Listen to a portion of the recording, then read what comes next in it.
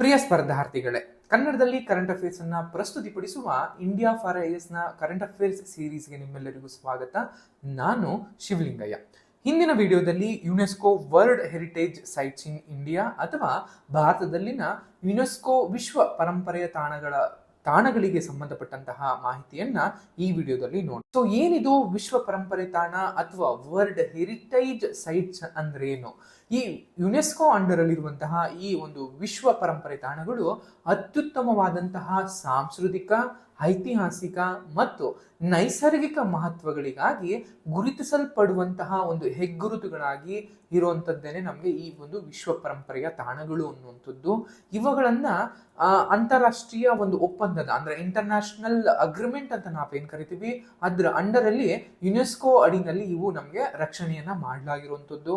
ಆಯ್ಕೆ ಪ್ರಕ್ರಿಯೆ ತುಂಬಾ ಕಠಿಣವಾಗಿರುತ್ತೆ. ಅದು ಒಂದು ಪ್ರದೇಶವನ್ನ ಅಥವಾ ಒಂದು ನಿಸರ್ಗವನ್ನ ಅಥವಾ ಯಾವುದೇ ಒಂದು ಸಾಂಸ್ಕೃತಿಕ ಪ್ರದೇಶವನ್ನ ನಾವು ಒಂದು ವಿಶ್ವ ಪರಂಪರೆ ತಾಣ ಅಂತ ಏನಾದ್ರೂ ಘೋಷಣೆ ಮಾಡಬೇಕು ಅಂತಂದ್ರೆ ಬಹಳ ಕಠಿಣವಾದಂತಹ ಆಯ್ಕೆ ಪ್ರಕ್ರಿಯೆಯಲ್ಲಿ ಹಾದು ಬರಬೇಕಾಗತ್ತೆ. ಅತ್ಯಂತ ಮಹತ್ವದ ತಾಣಗಳನ್ನ ಮಾತ್ರನೇ ಇದರಲ್ಲಿ ಸೇರಿಸುವಂಥದ್ದು. ಈ ತಾಣಗಳು ಮಾನವೀಯತೆಗೆ ಅಂದ್ರೆ ಹ್ಯುಮ್ಯಾನಿಟಿಗೆ ಸಂಬಂಧಪಟ್ಟ ಹಾಗೆ ಅತ್ಯುತ್ತಮವಾದ ಒಂದು ಮೌಲ್ಯದ ಆಧಾರದ ಮೇಲೆ ಆಯ್ಕೆ ಮಾಡಲಾಗುತ್ತೆ ಅನ್ನುವಂಥದ್ದು. ಜೊತೆಗೆ ಭವಿಷ್ಯದ ಪೀಳಿಗೆಗೆ ಅವುಗಳನ್ನ ಸಂರಕ್ಷಣೆ ಮಾಡಬೇಕು ಅನ್ನುವಂಥದ್ದು. ಯಾಕಂದ್ರೆ ನಮ್ಮ ಪೂರ್ವಜರು, ನಮ್ಮ ಇತಿಹಾಸದಲ್ಲಿರುವಂತಹ ನಮ್ಮ ಪೂರ್ವಜರು ಏನಿರ್ತಾರೆ, ಅವರು ಕಟ್ಟಿ ಹೋದಂತಹ, ಬೆಳೆಸಿ ಹೋದಂತಹ ಅಥವಾ ಬಿಟ್ಟಿ ಹೋದಂತಹ ಅಥವಾ ಏನು ಒಂದು ನಿಸರ್ಗದ ವಿಸ್ಮಯ ಪ್ರದೇಶಗಳೇನಿರ್ತವೆ ಅವುಗಳನ್ನ ನಾವಷ್ಟೇ ಅಲ್ಲ, ಮುಂದಿನ ತಲೆಮಾರಿಗೂ ಕೂಡ ಅದನ್ನ ಸುಸ್ಥಿತಿಯಲ್ಲಿ ಕೊಂಡೊಯ್ಯಬೇಕಾಗಿರುತ್ತೆ. ಅದರ ಒಂದು ಉದ್ದೇಶವೇ ಈ ಒಂದು ವಿಶ್ವ ಪರಂಪರೆಯ ಅಂದ್ರೆ ಯುನೆಸ್ಕೋ ಅವರು ಘೋಷಣೆ ಮಾಡುವಂತಹ ಒಂದು ವಿಶ್ವ ಪರಂಪರೆ ತಾಣದ ಮುಖ್ಯವಾದಂತಹ ಒಂದು ಉದ್ದೇಶವಾಗಿರುತ್ತೆ. ಈ ಒಂದು ವರ್ಲ್ಡ್ ಹೆರಿಟೇಜ್ ಸೈಟ್ಸ್ಗಳು ಅನ್ನುವಂಥದ್ದು ಒಂದು ಪ್ರಾಚೀನ ಅವಶೇಷಗಳಾಗಿರ್ಬೋದು, ಸ್ಮಾರಕಗಳಾಗಿರ್ಬೋದು, ಕಟ್ಟಡಗಳಾಗಿರ್ಬೋದು, ನಗರಗಳಾಗಿರ್ಬೋದು, ಅರಣ್ಯಗಳು, ಪರ್ವತಗಳು ಅಥವಾ ಒಂದು ಮಾನವೀಯತೆಯನ್ನ ಹಂಚಿಕೊಂಡಿರುವಂತಹ ಯಾವುದೇ ಒಂದು ಪರಂಪರೆಯನ್ನ ಪ್ರತಿನಿಧಿಸುವಂತಹ ಯಾವುದೇ ಒಂದು ಪ್ರದೇಶಗಳಾಗಿದ್ರು ಕೂಡ ಅವುಗಳನ್ನ ವರ್ಲ್ಡ್ ಹೆರಿಟೇಜ್ ಸೈಟ್ಸ್ ಅಂತ ನಾವು ಘೋಷಣೆಯನ್ನ ಮಾಡಬಹುದಾಗಿರುತ್ತೆ. ಉದಾಹರಣೆಗೆ ಆಸ್ಟ್ರೇಲಿಯಾದ ಗ್ರೇಟ್ ಬ್ಯಾರಿಯರ್ ರೀಫ್ ಅಂತ ನಾವೇನ್ ಕರಿತೀವಿ ಅದಾಗಿರ್ಬೋದು, ಈಜಿಪ್ಟಿನ ಪಿರಮಿಡ್, ತಾಂಜಾನಿಯಾದ ಸೆರೆಗೆಂಟಿ ನ್ಯಾಷನಲ್ ಪಾರ್ಕ್ ಆಗಿರ್ಬೋದು, ಕರ್ನಾಟಕದ ಹೊಯ್ಸಳ ಟೆಂಪಲ್ಸ್ ಅಥವಾ ಡೆಲ್ಲಿಯ ಆಗ್ರಾದ ತಾಜ್ ಮಹಲ್, ಈ ರೀತಿಯಾಗಿ ಎಷ್ಟೋ ಪ್ರದೇಶಗಳು ತುಂಬಾನೇ ಇಂಪಾರ್ಟೆನ್ಸ್ ಇರುವಂತಹ ಪ್ರದೇಶಗಳನ್ನ ಯುನೆಸ್ಕೋ ವರ್ಲ್ಡ್ ಹೆರಿಟೇಜ್ ಸೈಟ್ಸ್ ಅಲ್ಲಿ ತಂದಿರುವಂತದ್ದು. ಈ ವರ್ಲ್ಡ್ ಹೆರಿಟೇಜ್ ಸೈಟ್ಸ್ ಅನ್ನುವಂತಹ ಉದ್ದೇಶ, ಕಾನ್ಸೆಪ್ಟ್, ಪರಿಕಲ್ಪನೆ ಯಾವಾಗಿಂದ ಶುರು ಆಯ್ತು? ಈ ಒಂದು ಪರಿಕಲ್ಪನೆ ಎರಡನೇ ಮಹಾಯುದ್ಧದ ನಂತರ ಅಂದ್ರೆ ಸೆಕೆಂಡ್ ವರ್ಲ್ಡ್ ವಾರ್ ಅಂತ ಏನ್ ಕರಿತೀವಿ, ಆ ನಂತರದಲ್ಲಿ ಈ ಒಂದು ಸಾಂಸ್ಕೃತಿಕ ತಾಣಗಳನ್ನ ಅಥವಾ ಪ್ರಕೃತಿಯ ಒಂದು ವ್ಯಾಪಕವಾದಂತಹ ನಾಶದ ಬಗ್ಗೆ ಕಳವಳಗಳು ಉಂಟಾಯ್ತು. ಯಾಕಂದ್ರೆ ಈ ಯುದ್ಧದ ಸಮಯದಲ್ಲಿ ಬೇರೆ ಶತ್ರು ರಾಷ್ಟ್ರಗಳು, ಮಿತ್ರ ರಾಷ್ಟ್ರಗಳ ಮೇಲೆ ಸ್ಮಾರಕಗಳು ಅಥವಾ ವೆರಿ ಇಂಪಾರ್ಟೆಂಟ್ ಸೆಂಟರ್ಸ್ ಅಥವಾ ಬಿಲ್ಡಿಂಗ್ಸ್ ಅಂತ ನಾವೇನ್ ಕರೀತು ಅದ್ರ ಮೇಲೆ ಬಾಂಬ್ಗಳ ದಾಳಿಯನ್ನ ಮಾಡಲಾಯಿತು. ಈ ಬಾಂಬ್ ದಾಳಿಯಿಂದಾಗಿ ಎಷ್ಟೋ ಬಿಲ್ಡಿಂಗ್ಗಳು, ಎಷ್ಟೋ ಕಟ್ಟಡಗಳು, ಎಷ್ಟೋ ತಾಣಗಳು ನಾಶ ಆಯ್ತು. ಅದನ್ನ ಮುಂದೆ ಈ ರೀತಿಯಾಗಿ ಆಗಬಾರ್ದು, ಮತ್ತೊಂದು ಯುದ್ಧ ಆದ್ರೂ ಕೂಡ ಈ ಒಂದು ಸಾಂಸ್ಕೃತಿಕವಾಗಿ ಹೆಗ್ಗುರುತುಗಳು ಏನಿದಾವೆ ಇವನ್ನ ನಾವು ಮುಂದಿನ ತಲೆಮಾರಿಗೆ ಕೊಂಡೊಯ್ಯಬೇಕು ಅನ್ನೋದಕ್ಕೆ ಎಲ್ಲರಿಂದ ಒಂದು ಒಮ್ಮತದ ಪ್ರಯತ್ನವಾಗಿ 1972ರಲ್ಲಿ ಇದನ್ನ ಯುನೆಸ್ಕೋ ಅಂಡರ್ ಅಲ್ಲಿ ವಿಶ್ವ ಸಾಂಸ್ಕೃತಿಕ ಮತ್ತು ನೈಸರ್ಗಿಕ ಪರಂಪರೆಯ ರಕ್ಷಣೆಗೆ ಸಂಬಂಧಿಸಿದಂತಹ ಒಂದು ಸಮಾವೇಶದ ಒಂದು ಕರಡು ರಚನೆಯನ್ನ ತಯಾರಾಗುತ್ತೆ. ಆನಂತರದಲ್ಲಿ ಸಾಮಾನ್ಯವಾಗಿ ಈ ಒಂದು ಸಮಾವೇಶವನ್ನ ವಿಶ್ವ ಪರಂಪರೆಯ ಸಮಾವೇಶ ಅಂತಲೂ ಕೂಡ ಕರೀತಾರೆ. ಇದು ವಿಶ್ವದ ಅತ್ಯುತ್ತಮ ಒಂದು ಪರಂಪರೆಯನ್ನ ಸಂರಕ್ಷಣೆ ಮಾಡೋದಕ್ಕೆ ಒಂದು ಫ್ರೇಮ್ ವರ್ಕ್ ಅನ್ನ, ಒಂದು ಚೌಕಟ್ಟನ್ನ ರೂಪಿಸ್ತು ಅನ್ನುವಂಥದ್ದು, ಸ್ಥಾಪಿಸ್ತು ಅನ್ನುವಂಥದ್ದು ನಿಮ್ಗೆಲ್ಲ ಗೊತ್ತಿರಬೇಕಾಗತ್ತೆ. ಈ ಒಂದು ಇಂಟರ್ನ್ಯಾಷನಲ್ ಒಪ್ಪಂದಕ್ಕೆ ಭಾರತ 1977 ನವೆಂಬರ್ 14ರಂದು ಸಹಿಯನ್ನ ಹಾಕಲಾಗುತ್ತೆ ಅಥವಾ ಸಮಾವೇಶಕ್ಕೆ ಸಹಿಯನ್ನ ಹಾಕಲಾಗುತ್ತೆ.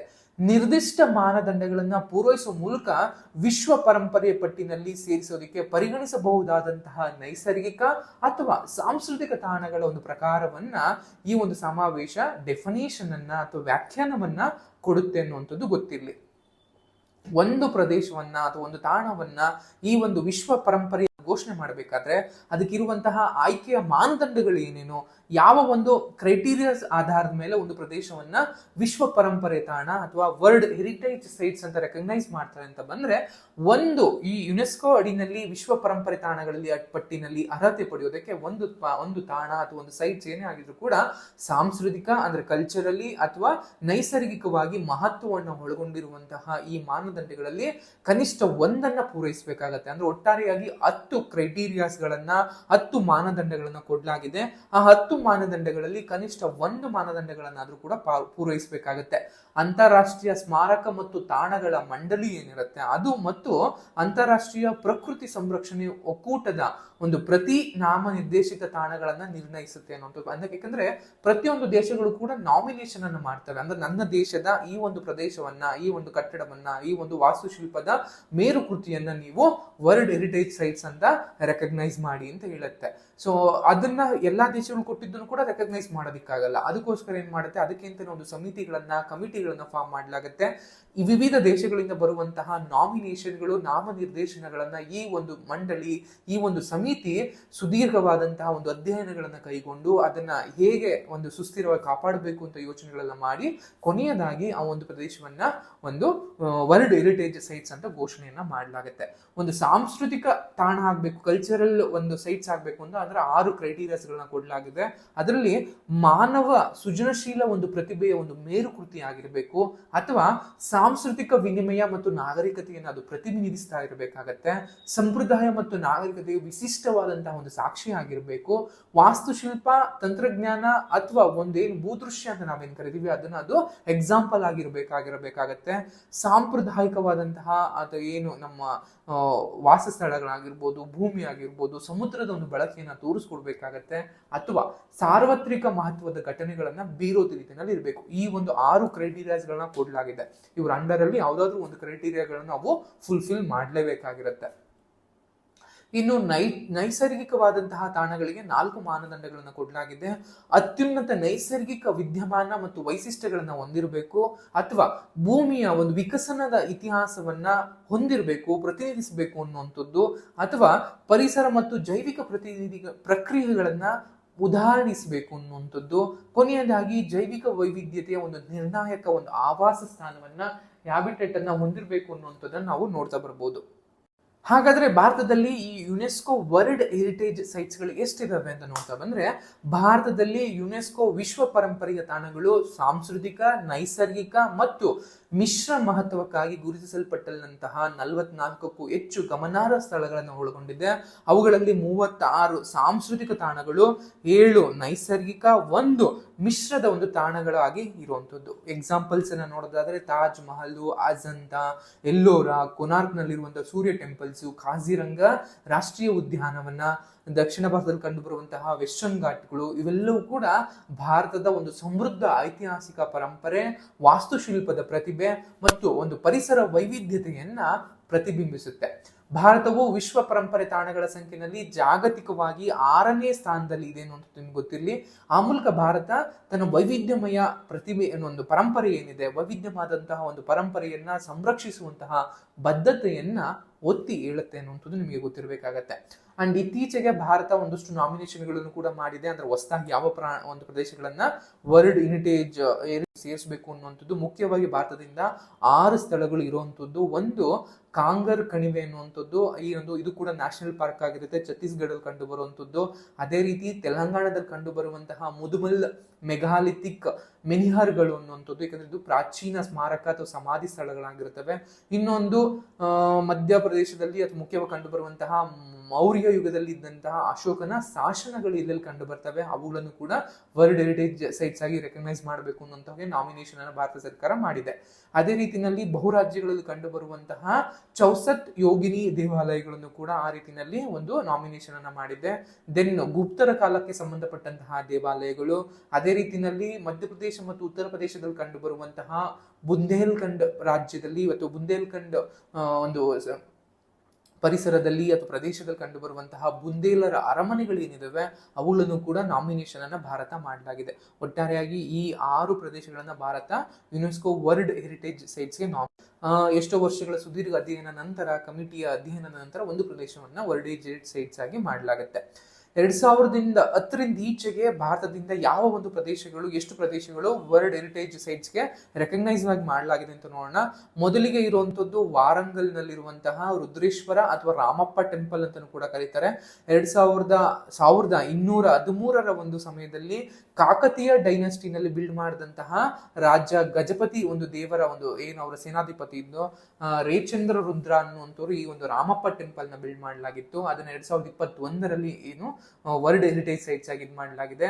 ಅದೇ ರೀತಿಯಲ್ಲಿ ಧುಲಾವೀರ ಹರಪ್ಪ ನಗರಕ್ಕೆ ಸಂಬಂಧಪಟ್ಟ ಹಾಗೆ ಈ ಒಂದು ಗುಜರಾತ್ ನಲ್ಲಿರುವಂತಹ ಹರಪ್ಪ ನಗರ ಅಥವಾ ಧುಲಾವೀರ ನಗರವನ್ನು ಕೂಡ ವರ್ಲ್ಡ್ ಹೆರಿಟೇಜ್ ಸೈಟ್ಸ್ ಆಗಿ ರೆಕಗ್ನೈಸ್ ಮಾಡಲಾಗಿದೆ.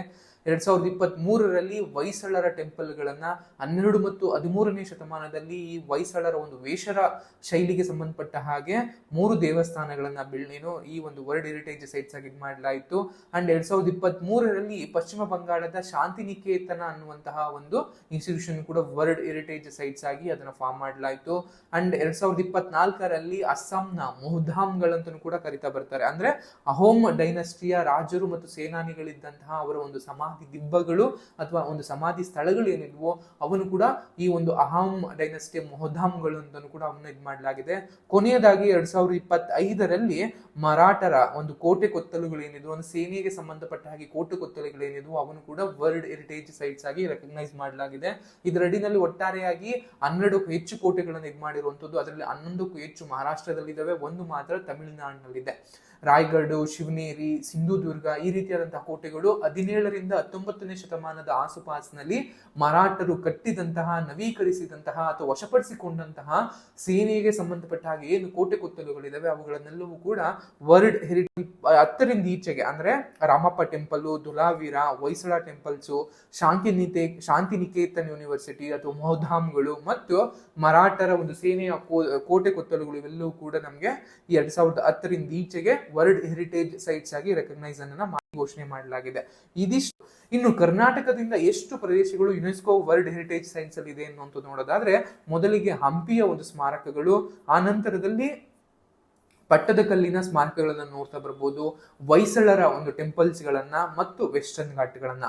ಹಂಪಿ, ಪಟ್ಟದಕಲ್ಲು, ಹೊಯ್ಸಳ ಟೆಂಪಲ್ಸ್ ಮತ್ತು ವೆಸ್ಟರ್ನ್ ಘಾಟ್ಗಳನ್ನ ಕರ್ನಾಟಕದಿಂದ ಒಂದು ವರ್ಲ್ಡ್ ಹೆರಿಟೇಜ್ ಸೈಟ್ಸ್ ಆಗಿ ರೆಕಗ್ನೈಸ್ ಅನ್ನ ಮಾಡಿರುವಂತದ್ದು, ಪ್ರತಿನಿಧಿಸಿರುವಂತದ್ದು ನಾವು ನೋಡ್ತಾ ಬರ್ತೀವಿ. ಯುನೆಸ್ಕೋ ಅವರ ವರ್ಲ್ಡ್ ಹೆರಿಟೇಜ್ ಸೈಟ್ಸ್ ಗಳಿಗೆ ಅಥವಾ ವಿಶ್ವ ಪರಂಪರೆಯ ಒಂದು ಸಾಂಸ್ಕೃತಿಕ ತಾಣಗಳಿಗೆ ಸಂಬಂಧಪಟ್ಟಂತಹ ಮಾಹಿತಿ.